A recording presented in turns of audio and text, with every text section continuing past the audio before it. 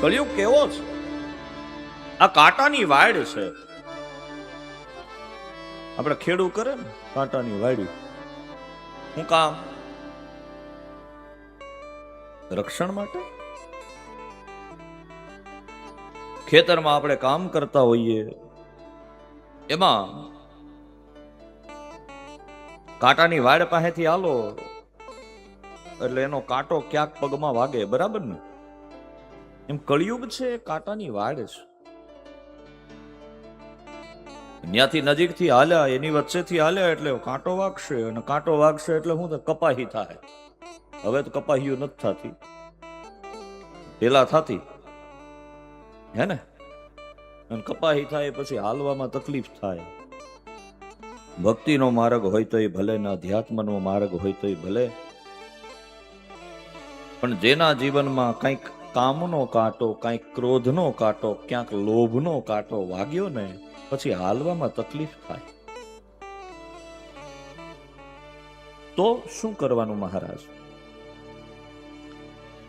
તન ઘોડો મન છે અસવાર,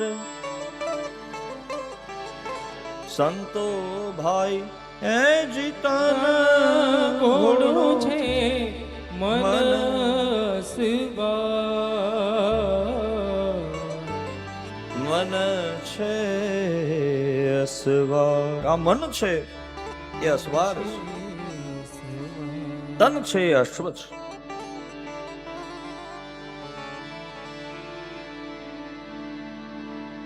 સાડા 3, 4 કે 5 મણની કાયા હોય અને એ કાયાને ખાલી નાની એવી બીડી એમ કે ઊભો થા, મંડપની બહાર જા,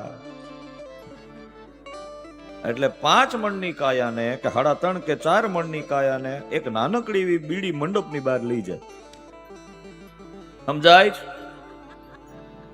બોલો નારાયણ નારાયણ, બોલો બોલો નારાયણ. જુઓ,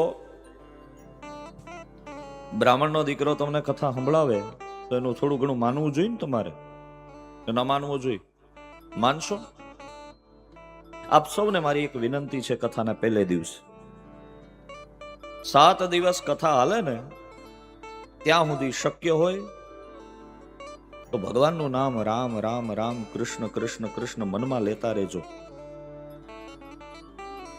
ઘરમાં 2 નિયમ પાળજો કે હાથ દી બીજું કઈ થાય કે ન થાય પણ હું ખીજ નહીં કરું. ઘણા હોય ને એ ખીજકા બહુ હોય, ગમે ત્યાં ખીજું જ કરતા હોય. આપણે કઈ કેમ ભાઈ ખીજ કરે?